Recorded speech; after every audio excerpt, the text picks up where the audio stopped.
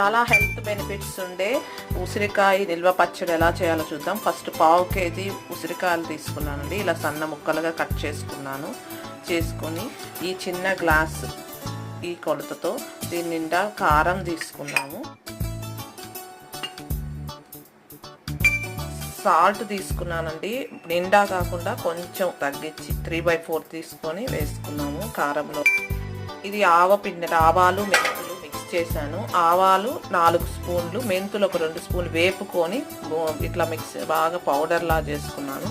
ఇది కూడా వేసి మిక్స్ చేయాలి. దీంట్లోనే పసుపు ఒక స్పూన్ నిండా వేసి మిక్స్ చేస్తాను.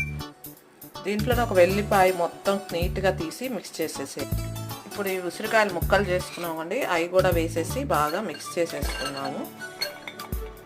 ఇలా మిక్స్ చేసిన దాంట్లో 5 నిమ్మకాయలు పిండేసేయాలి.